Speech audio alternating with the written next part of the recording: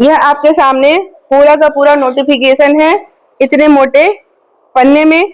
यहाँ पर छत्तीसगढ़ लोक सेवा आयोग यानी कि CGPSC के द्वारा नई भर्तियां यहाँ पर निकाली गई हैं और यह बहुत अच्छी भर्ती है। इसमें आपका जो तनख्वाह बनेगा 55,000 से लेकर 60,000 के बीच बनेगा। शुरुआत ही इतनी तनख्वाह से हो रही है और यह राजपत्रित पद है। जब यह पोस्टिंग होगी तो राजपत्र में इन पदों का प्रकाशन भी किया जाएगा। तो सोचिए यह पद कितना महत्वपूर्ण है। यह है सुपरवाइजर या अधीक्षक, महिला बाल विकास में है। शिशुओं से संबंधित डिपार्टमेंट आपको देखना होगा। पूरी की पूरी यह महिला बाल विकास का पोस्ट है और इसको CGPSC द्वारा इस एग्जाम को आयोजित किया जाएगा। यहाँ पर आपको जानना होगा, अच्छे से जान लीजिए कि आपका समय, जो ऑनलाइन एग्जाम भरने का समय है, वह कब से शुरू हो रहा है, कब इसका लास्ट डेट है। उससे पहले आप इसका पूरा आवेदन भर डालिए, क्योंकि लास्ट समय का इंतजार करना उचित नहीं है। नेट के प्रॉब्लम होते रहते हैं, लाइट ऑफ है, कोई भी प्रॉब्लम हो सकता है।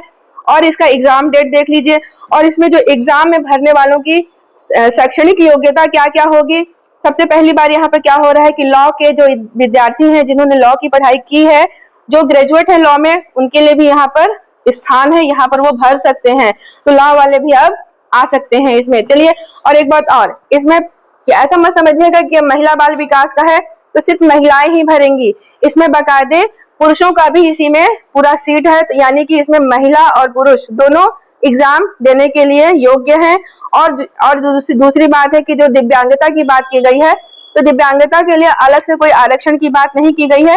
वो जैसे बाकी लोग भर रहे हैं, दिव्यांग भी उसी कैटेगरी में भरेंगे। चलिए आइए देखते हैं इसके बारे में। जरूरी नोटिफिकेशन तो इतने पन्नों में है, लेकिन आपके जानने के लिए क्या जरूरी है मैं वह यहाँ बता रही हूँ, क्योंकि पूरा नोटिफिकेशन में एक साथ हर बातें, छोटी से छोटी, बड़ी से बड़ी बातें रहती हैं। तो मैं आपको यहाँ पर जो आपको जानना जरूरी है वह मैं बताने जा रही हूँ। और जो CGPSC में जो एग्जाम में बैठना है, आपको कपड़े कैसे पहन कर जाने हैं, आपके सर से पैर तक का जो परिधान होगा वह क्या होगा, आप हाथों में कितनी चीजें लेकर जाएंगे, दिव्यांग व्यक्तियों के लिए, अभ्यर्थियों के लिए क्या यहाँ पर आदेश प्रसारित किए गए हैं, उसका भी नोटिफिकेशन है। तो आपके एग्जाम में जाने से पहले मैं उसे अलग से बताऊंगी। यहाँ पर आप जान लीजिए कि इस सुपरवाइजर पोस्ट में आपको क्या सोचना है, क्या पढ़ना है और क्या यहाँ पर आपका क्राइटेरिया होगा। और इसमें सिलेबस भी दे दिया गया है। सब कुछ मैं आपको शॉर्ट में बताने वाली हूँ। सबसे पहले आप देख लीजिए कि इस परीक्षा का आयोजन छत्तीसगढ़ लोक सेवा आयोग के द्वारा लिया जा रहा है। मतलब ये बहुत अच्छे एग्जाम में है और CGPSC इसको शॉर्ट में समझिएगा। अब यहाँ पर देखिए, यह अधीक्षक का पोस्ट है, सुपरिटेंडेंट अधीक्षक, उनका उस पोस्ट का यहाँ पर एग्जाम हो रहा है। संस्था है बाल देखरेख संस्था, जो महिला बाल विकास विभाग में आता है।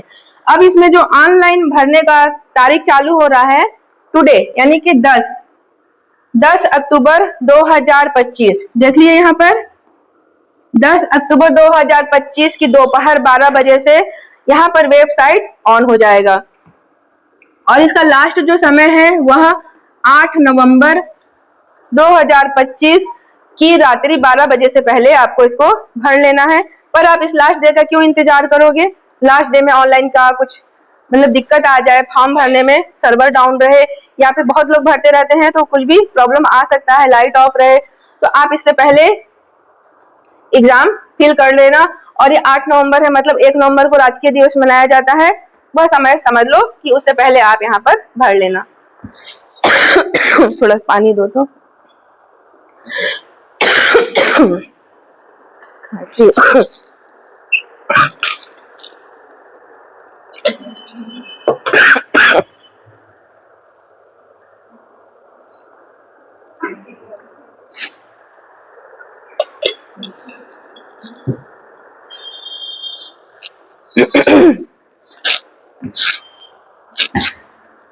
ठीक है, 8 नवंबर का वेट नहीं करना है। ऑनलाइन की प्रक्रिया 10 अक्टूबर से चालू हो चुकी है। आप उसको फटाफट भरना चालू कर दीजिए। और इसकी लिखा है संभावित परीक्षा की तिथि, पर देख लीजिएगा, संभावित कहने के लिए है, परीक्षा इसी दिन होनी है। परीक्षा का डेट है 18 जनवरी 2026। जनवरी में इसका एग्जाम है, फरवरी में CGPSC प्री का एग्जाम हो रहा है, सब लगा हुआ एग्जाम है। तो ये एग्जाम का समय है कुल मिलाकर। अब यहाँ पर जो ये इतना जो यहाँ पर दिया हुआ है सब इसी का यहाँ पर बखान है अलग अलग लाइन में।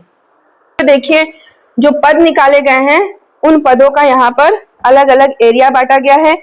कहाँ पर कौन होगा, चलिए बढ़िया से देखते हैं। पद का नाम है अधीक्षक, ठीक है, अधीक्षक बाल देखरेख संस्था। आपको शिशुओं से संबंधित संस्था यहाँ पर दी जाएगी, आप उसका सुपरिटेंडेंट गिरी करेंगे।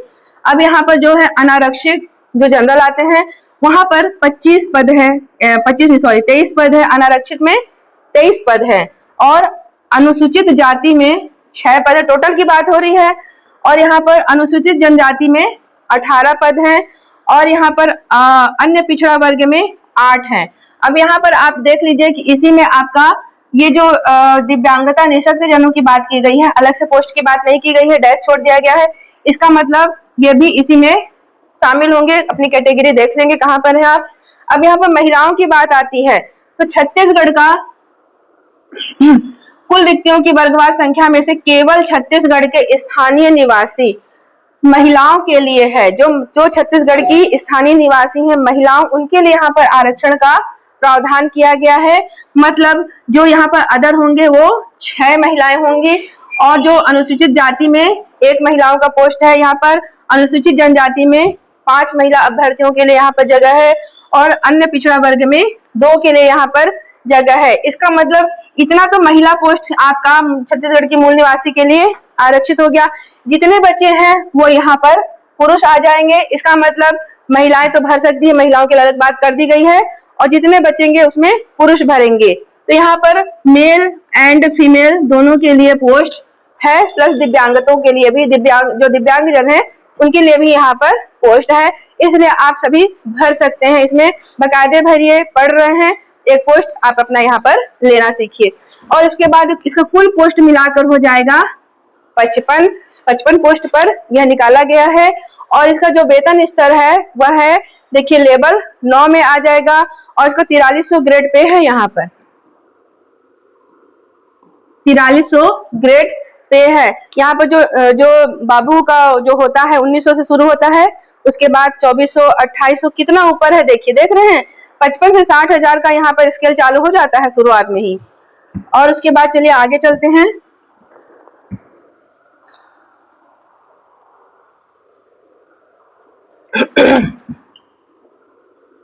यहाँ पर सभी चीजों का विस्तृत वर्णन है ताकि यह नोटिफिकेशन होता है जिसमें हर बातें बोली जाती हैं। आपको एग्जाम के लिए जानना जरूरी है, पढ़ने के लिए जो जरूरी है वह मैं यहाँ पर बता रही हूँ।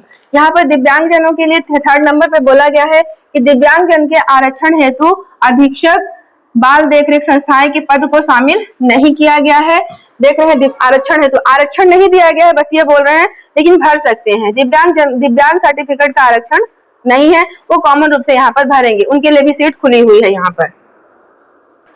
पर हम देख रहे हैं 2 नंबर के कॉलम में पद मान शैक्षणिक अर्हता का पूरा जानकारी दिया गया है, जो जानना बहुत ही इंपॉर्टेंट है। इसी के आधार पर अपने एग्जाम भरेंगे, यहाँ पर है ना, एग्जाम का जो ऑनलाइन है वह भरेंगे। तो पद का नाम है अधीक्षक बाल देखरेख संस्था है। सेवा श्रेणी है राजपत्रित कनिष्ठ द्वितीय श्रेणी कार्यपालिक। देख रहे हो राजपत्रित श्रेणी में आपका यह पोस्टिंग होने वाला है। बकायदे पद जब निकाले जाएंगे तो राजपत्र में इसका प्रकाशन भी होने वाला है, तो यह बहुत अच्छा पद है। और यहाँ पर देखिए वेतन मैट्रिक्स, जो वेतन का लेवल है वह है लेवल 9। अच्छा ऊपर में है, बढ़िया है यह। और इसका जो स्केल है 9300 से लेकर 34,800 और ग्रेड पे हो जाएगा 4,300। बहुत अच्छा ग्रेड पे है इसका। 55 से 60,000 आपका शुरुआत है यहाँ पर, ठीक है, 55 से 60 है, क्योंकि इसमें डीए वगैरह सब जुड़ता है, मूल वेतन जुड़ते हैं, बहुत सारी चीजें जुड़ती हैं, हाउस रेंट वगैरह जुड़ता है, तो ये जाकर इतना बन जाता है। हाँ यहाँ पे एक चीज और देख लीजिए। हाँ यहाँ पर तो और भी महत्वपूर्ण है यह आवश्यक शैक्षणिक अर्हताएं। अब यहाँ पर आपको यह जानना होगा, जो इस एरिया में है, जो नोटिफिकेशन में निकाला गया है वही लोग इसको भरें, ज्यादा अच्छा है। समाज कार्य MSW या, ठीक है, या समाज शास्त्र या मनोविज्ञान में स्नातकोत्तर होना चाहिए। किन किन में स्नातकोत्तर मांगा गया है? समाज कार्य MSW, या फिर समाज शास्त्र में जो होंगे या फिर मनोविज्ञान में पढ़ाई जो किए होंगे उसमें स्नातकोत्तर, स्नातक से ऊपर कोत्तर यानी कि पीजी, पोस्ट ग्रेजुएट, ठीक है, देख लीजिए यहाँ पर। और विधि के बच्चों के लिए यहाँ पर स्थान दिया गया है।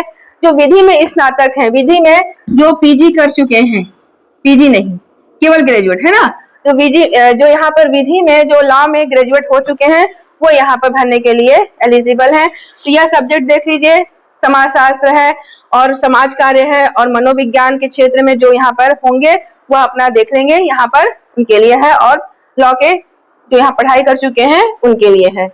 और यह नियुक्ति 3 वर्ष की परीक्षावधि पर होती है। हर नियुक्तियां 3 वर्ष की परीक्षावधि पर होती ही है। सीधी भर्ती स्वयं है यह, और 3 वर्ष की परीक्षावधि पर हर नियुक्तियां होती है, चाहे जितने बड़े भी पोस्ट हो, तो यह 3 वर्ष की परीक्षावधि में होता ही है। फिर आगे चलते हैं, आयु सीमा वगैरह।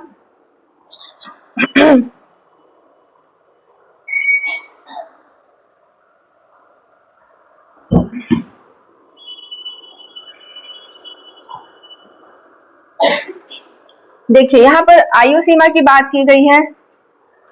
आपको अपना एरिया पता होना चाहिए, आप इसके बीच में है तो कोई दिक्कत नहीं है, आयु का देखने का जरूरत नहीं है।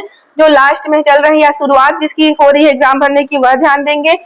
1 जनवरी 2025, ठीक है, कहाँ से इसका माना जा रहा है, वहां से शुरुआत हो रहा है। 1 जनवरी 2025 से 21 वर्ष हो जाना चाहिए, पूर्ण हो जाना चाहिए, 21 वर्ष से कम नहीं होना चाहिए, बोल रहा है ना, कम नहीं होना चाहिए। तो यह है 1 जनवरी 2025 के स्थिति में कैलकुलेशन कर लेंगे, जो अभी इसमें पहुंच रहा है 21 वर्ष में, 21 वर्ष इस डेट के हिसाब से पूर्ण होना चाहिए।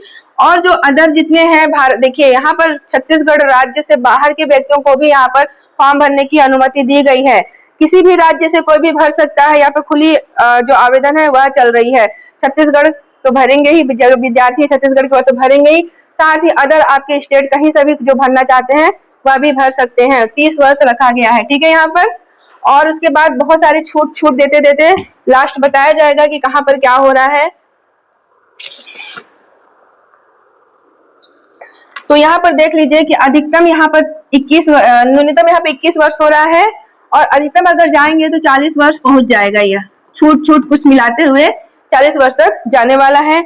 इसके बारे में और भी आगे बताया गया है, वहां पर भी ठीक ठाक जानकारी मिलेगी आपको। यहाँ पर आयु की गणना का फिर से यहाँ पर अच्छे से बता दिया गया है। 1 जनवरी 2025 के संदर्भ में आयु की गणना होगी। जिसका भी 21 वर्ष नहीं हुआ होगा या हो रहा होगा, इस डेट को ध्यान रखकर भरेंगे, नहीं तो आवेदन रिजेक्ट हो जाएगा। इस अवधि में अगर आप 21 वर्ष पूरी नहीं कर पा रहे हो तो यह आवेदन लेगा ही नहीं। ऑनलाइन सारी चीजें चल रही हैं, एक तो फिल ही नहीं होगा, है ना, जब तक 21 वर्ष नहीं दिखेगा वहां पर। और यहाँ पर और कुछ है, चलिए यहाँ पर देखिए, जनरल पुरुष, अगर यहाँ पे 21 वर्ष बोला गया है तो पुरुषों के लिए जनरल हो जाएगा 40 वर्ष, जनरल मेल के लिए हो जाएगा 40 वर्ष।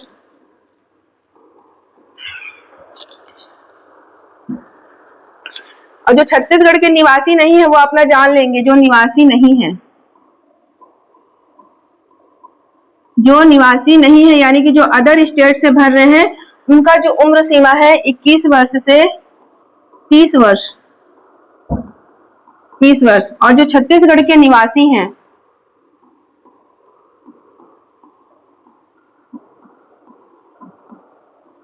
छत्तीसगढ़ के निवासी के लिए यहाँ पर जो यहाँ पर सीमा दी गई है 21 वर्ष से 40 वर्ष, समझ लो 21 वर्ष से 40 वर्ष,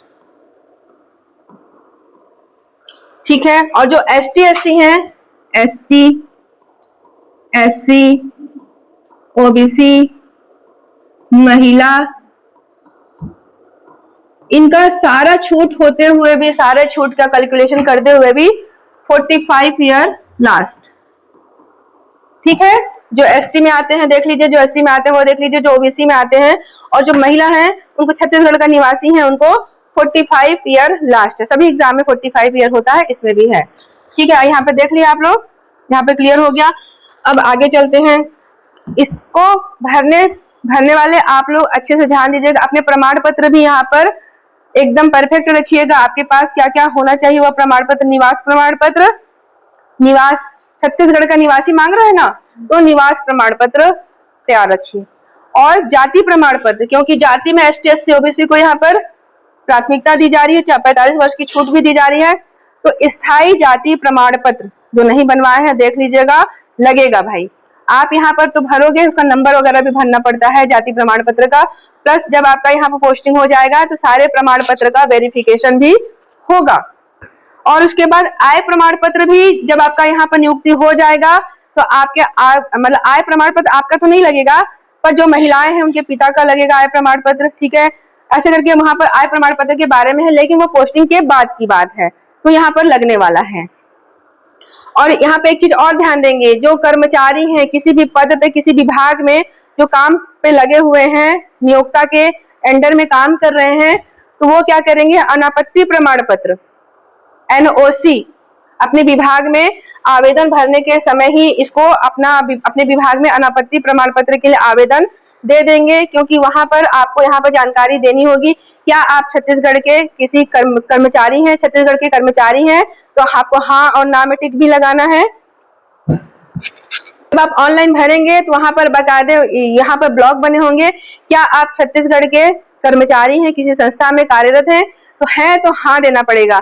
और हाँ देने के बाद क्या करना पड़ेगा, आपको अनापत्ति प्रमाण पत्र के लिए आवेदन भी अपने विभाग में दे देना है, क्योंकि आपको अगले समय जब आपकी पोस्टिंग हो जाएगी तो आपको भारमुक्त भी तो होना पड़ेगा। अगर आप ऐसा नहीं दिए रहेंगे तो आपको भारमुक्त होने में भारी संकट आने वाले हैं, और आपका समय पर भारमुक्त अगर नहीं हो पाए तो यह पोस्टिंग आपकी रद्द हो जाएगी, क्योंकि इसका भी तो कुछ दिवस के अंदर ज्वाइनिंग करनी होगी, इसलिए भारमुक्त के लिए होना उस समय जरूरी है। इसलिए अनापत्ति प्रमाण पत्र आपको पाना होगा और अपने विभाग में अनापत्ति के लिए यहाँ पर आप आवेदन भी देंगे। जिस दिन आप आवेदन भर रहे हैं उसके आसपास के डेट में दे देंगे, और सारे अंक सूची अपने आप अच्छे से रख लेंगे। जो स्नातकोत्तर और स्नातक की उपाधि मांगी गई है, आप इस चीज भी ध्यान रखिएगा, जो लॉ की उपाधि यहाँ मांगी गई है, जो समाज शास्त्र का आपका PG मांगा गया है, समाज कार्य के लिए PG मांगा गया है, मनोविज्ञान में PG मांगा गया है, तो जो लास्ट ईयर में होंगे जो विद्यार्थी, यह देख लीजिएगा कि आवेदन का जो अंतिम समय है उस समय तक आते आते आपका वह सर्टिफिकेट मिल जाना चाहिए, ताकि आप वहां पर जानकारी देने में सफल हो सको।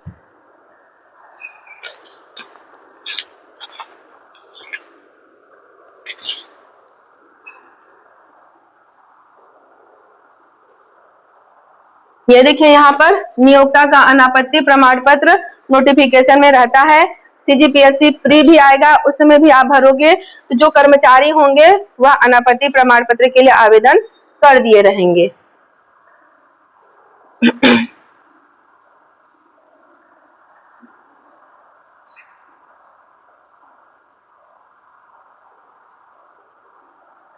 चयन प्रक्रिया मतलब जो आपका मेरिट लिस्ट है उसके आधार पर बनेगा, जैसे जैसे नंबर आएंगे वैसा वैसा मेरिट कैटेगरी बनने वाला है। इसके बारे में आगे भी है। यहाँ पर यह ध्यान देंगे कि आपका परीक्षा सेंटर कहाँ पर होगा। परीक्षा सेंटर यहाँ संभाग में होने वाला है, इसलिए अपनी तैयारी मन में रखिएगा कि हमको तो दूर जाना है एग्जाम देने। अगर बहुत ज्यादा संख्या में आवेदन आते हैं तो देखा जाएगा जैसा यहाँ पर निर्देश आए। तो फिलहाल जान लीजिए कि संभावित जो मुख्यालय बनेंगे वह सरगुजा संभाग का अंबिकापुर होगा। सरगुजा वाले देख लेंगे, अंबिकापुर आपको यहाँ पर सेंटर मिलेगा।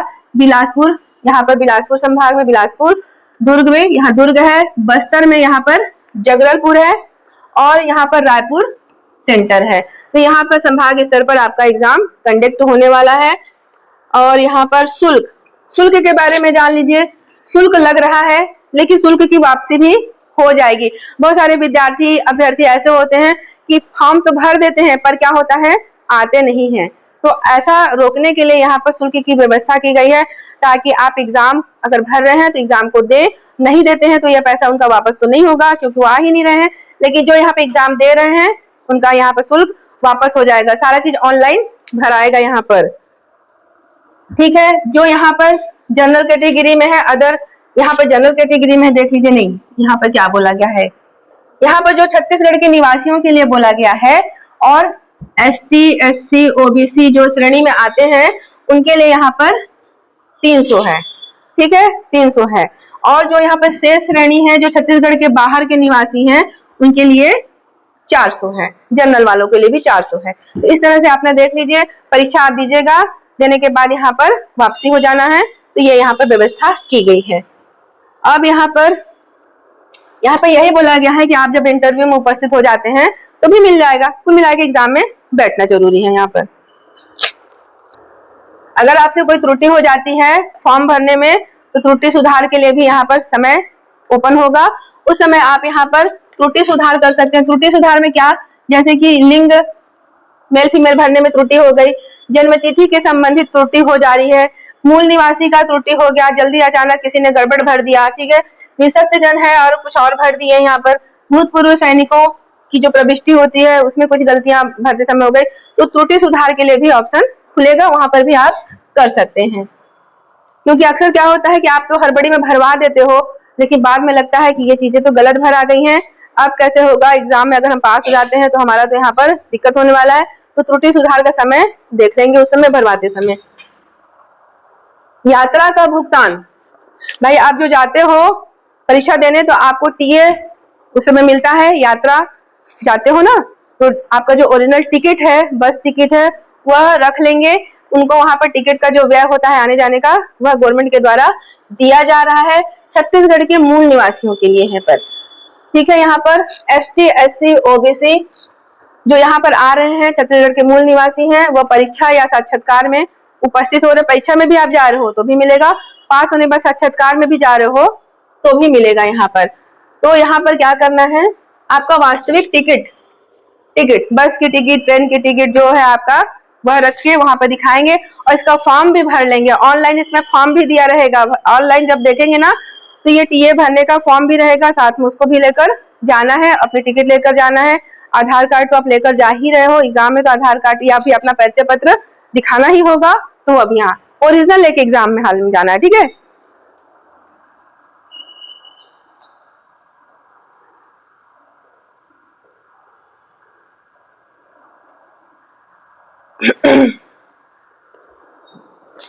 चलिए, मोस्ट इंपॉर्टेंट अब आते हैं पढ़ने वालों के लिए सबसे सही चीजें जो यहाँ पर जानना जरूरी है, वह है कि आपका प्रश्न कितने होंगे, आपके एग्जाम जो एग्जाम होने वाले हैं उसमें कुल प्रश्न कितने होंगे, आपको क्या करना होगा। तो देखिए यहाँ पर परीक्षा योजना है, यहाँ पर जो परीक्षा हो रही है 300 अंक पर होगी। इसका मतलब क्या है, 150 प्रश्न होंगे, ठीक है, 150 प्रश्न होंगे और 150 में हर प्रश्न में 2 अंक है, तभी तो गुणा 2 किए तो 300 अंक हुआ ना, ठीक है। तो 150 प्रश्न आपके यहाँ पर टोटल रहेंगे। इसमें से आपको क्या है, 50 प्रश्न छत्तीसगढ़ के होंगे, टोटल छत्तीसगढ़ के 50 प्रश्न। सीजीपीएससी प्री में भी तो 50 प्रश्न सीधे सीधे छत्तीसगढ़ के, यानी कि 100 नंबर का पूरा छत्तीसगढ़ से है, जिसमें छत्तीसगढ़ का आगे मैं बताऊंगी क्या क्या है। फिर यहाँ पर जो 150 नंबर है वो महिला बाल विकास में शिशुओं से संबंधित जो प्रावधान है वह यहाँ पर होंगे, शिशु प्रावधान, ठीक है। यहाँ पर 100 प्रश्न यानी कि 200 नंबर, आ गया समझ में।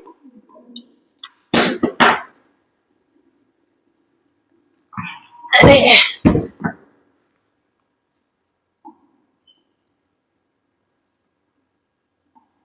ठीक है, 50 प्रश्न यहाँ, 100 प्रश्न यहाँ, इसके 100 नंबर, इसके 200 नंबर, 300 नंबर हो गए पूरे। यहाँ पर जानकारी वही चीज यहाँ पर बताया गया है, 50 प्रश्न छत्तीसगढ़ से और यहाँ पर 100 प्रश्न शिशुओं से संबंधित, बालकों से संबंधित हो जाएंगे। सारे एक्ट प्रावधान यहाँ पर आपको याद करने होंगे। चलिए यहाँ आगे देखते हैं, बहुत जरूरी चीजें हैं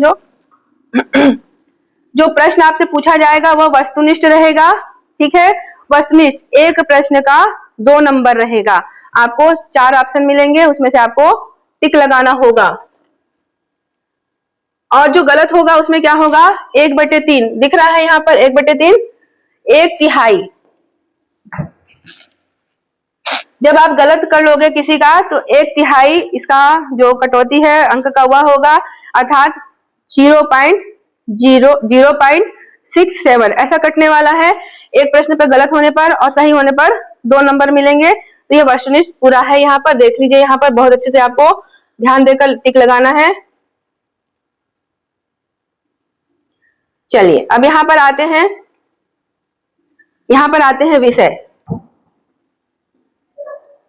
विषय आते हैं। एक तरफ इंग्लिश है, जिसको इंग्लिश में समझना है इंग्लिश में है, एक तरफ यहाँ पर हिंदी में है।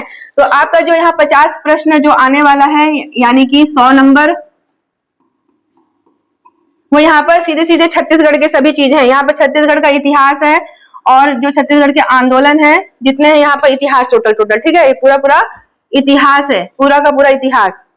और यहाँ पर छत्तीसगढ़ का भूगोल, ज्योग्राफी और जलवायु, भौतिक दशाएं, जनगणना देख लीजिएगा, महिला पुरुष ST SC की जो जनगणना है सब कुछ यहाँ पर इंपॉर्टेंट है। पुरातात्विक एवं पर्यटन स्थल, जो आपको पर्यटन स्थल पढ़ाए जा रहे हैं वह सब यहाँ पर हैं। और छत्तीसगढ़ का साहित्य, जितने साहित्यकार हैं उनकी रचनाएं हैं। छत्तीसगढ़ प्रथम कौन, बाकी जो किसने कौन सी रचना की है, वह है संगीत के क्षेत्र में जो प्रसिद्धि है यहाँ पे व्यक्तियों की वह, और कौन कौन से संगीत गाए जाते हैं वह, नृत्य, छत्तीसगढ़ के लोक नृत्य जो आप पढ़ रहे हैं वह सब है। कला एवं संस्कृति, छत्तीसगढ़ की कला एवं संस्कृति अच्छे से पढ़ लिए हैं वह सब है। जन उला, जो पहेलियां होती हैं वह सब है यहाँ पर। मुहावरे, खाना, लोकोक्तियां, एक अलग ही बढ़िया चीज होता है, अच्छा है, बनता है यह सब। छत्तीसगढ़ की जनजातियां, टोटल जनजातियां छत्तीसगढ़ में कितनी, उनसे संबंधित प्रश्न है। छत्तीसगढ़ का फॉरेस्ट, वन, छत्तीसगढ़ में कृषि, यह सब योजनाएं भी इसमें शामिल हैं। छत्तीसगढ़ का प्रशासनिक ढांचा, ठीक है, न्यायपालिका, व्यवस्थापिका, संसद, जो छत्तीसगढ़ की विधायिका है, यह सब यहाँ पर आपका स्पेशल हो जाता है। स्थानीय शासन एवं पंचायती राज अधिनियम है यहाँ पर। छत्तीसगढ़ में उद्योग, छत्तीसगढ़ में स्थापित जितने उद्योग हैं वहां से संबंधित प्रश्न, ऊर्जा, एनर्जी, पावर ऑफ, है ना। फिर यहाँ पर जल और खनिज संसाधन जो भी खनिज है छत्तीसगढ़ में। और यहाँ पर मेन यहाँ पर आपका आ जाएगा छत्तीसगढ़ की समसामयिक घटनाएं, यानी करंट अफेयर, छत्तीसगढ़ का पूरा करंट अफेयर यहाँ पर है। ये सारी चीजें तत्काल तो होने वाली नहीं है, कुछ समय से जो पढ़ रहे हैं बच्चे उनके लिए तो बहुत अच्छा हो जा रहा है। आगे चलते हैं, जो आपका इधर अगला है। अब यहाँ पर जो आपका यहाँ पर जो इधर 100 प्रश्न जो इधर आ रहे हैं उस पर देखिए क्या है, यह भी पूरा वेटेज रखता है, सिलेक्शन का यहाँ से भी दाव लगते हैं आपके। तो यहाँ पर सबसे पहला है बालकों से संबंधित। यहाँ पर जो पहला यहाँ पर है कॉलम, यहाँ पर बालकों से संबंधित संवैधानिक प्रावधान, जो संविधान में प्रावधान किए गए हैं वह यहाँ पर से नियम कानून एक्ट आपको यहाँ पर तैयारी करने होंगे।